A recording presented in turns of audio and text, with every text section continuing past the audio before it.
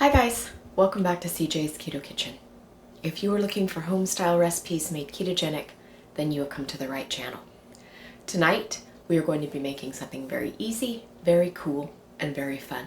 It is going to be root beer float popsicles.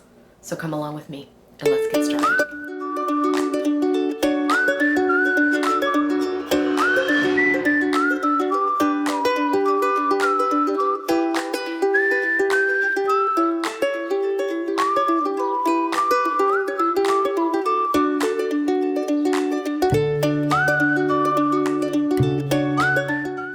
So we are getting ready to go into August. It is very hot through most of the northern hemisphere. In fact, where we live, we have a heat advisory going on right now. So I wanted to do something that would be very easy and very cool, would not heat up the house, and would be very enjoyable for the summer, for the whole family really. So that's why I'm going to be making root beer float popsicles. Let's go ahead and get started. So you are going to need some kind of popsicle mold for this recipe. Mine happens to be silicone and it has 10 spots. They come in various sizes depending on how large you want your popsicles to be. I do have some that are a little bit smaller, but I wanted to make these popsicles a bit larger. I have several different styles and sizes linked in our Amazon favorites if you are interested in purchasing one similar to mine. So if you are truly looking for an easy recipe, it doesn't get much easier than this. This recipe only has 2 ingredients, optionally a third with the vanilla extract, but realistically it only has 2 ingredients. You're going to need a medium-sized bowl because that's where we are going to be mixing up our popsicle ingredients. I'm going to pour in 24 ounces of flat, sugar-free root beer. I put my root beer in a container and I let it sit and lose the carbonation. It only takes a few minutes in the refrigerator if you don't do the pre-step of letting it sit out. The reason that we want to do that is because it will help in the ease of putting our mixture into our popsicle molds, because you know a carbonated product will tend to bubble up and we really don't want that. That's why I have let my sugar-free root beer become flat. So as I stated, you want 24 ounces and you can use any kind of sugar-free root beer that you like. This is A&W because that's what I grew up on. It gives me fond memories of my grandparents. But lots of brands make them. If you want one with a different type of sweetener, I know Zevia makes one. So just look around for whatever that you like. I am going to be putting in just a little bit of vanilla extract. As I stated in the intro, this is optional, but it is going to increase a bit of vanilla flavor. Most root beers already have a slight vanilla taste and a bit of spiciness, but I just am going to add a bit more. The second ingredient is going to be a cup of heavy cream, and I'm just pouring it right in. And I am simply just going to whisk that around in my bowl to incorporate our 2 ingredients to provide our root beer and our float flavors. And that's it. I'm going to pour it back into my glass measuring so that I can pour it into my molds in an easier fashion.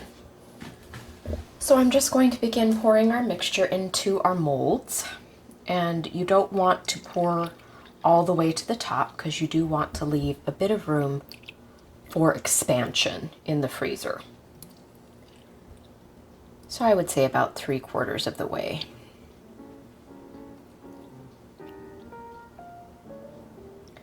And my mold is for 10.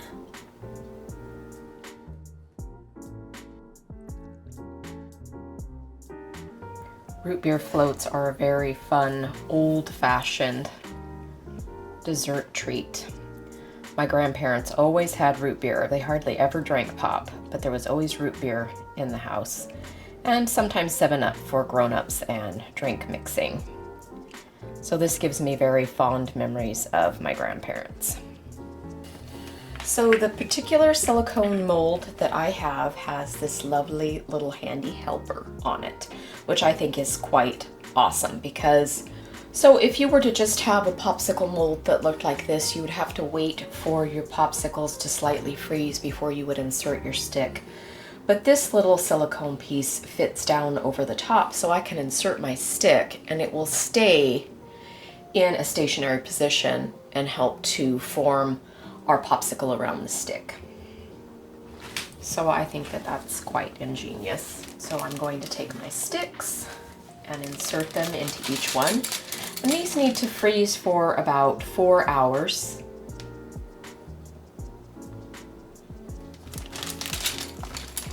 Or overnight, of course, depending on how strong your freezer is.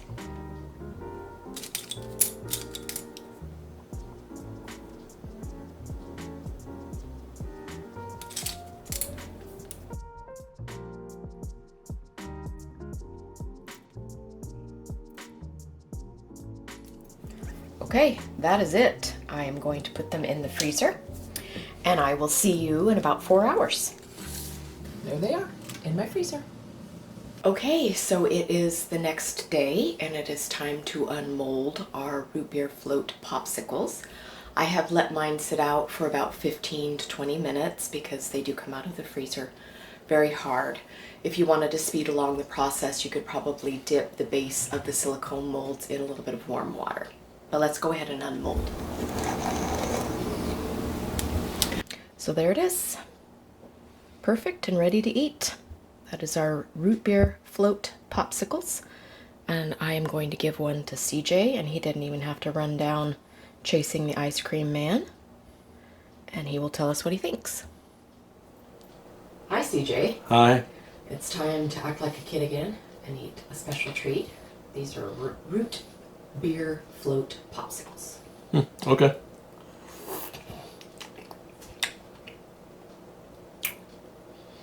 It's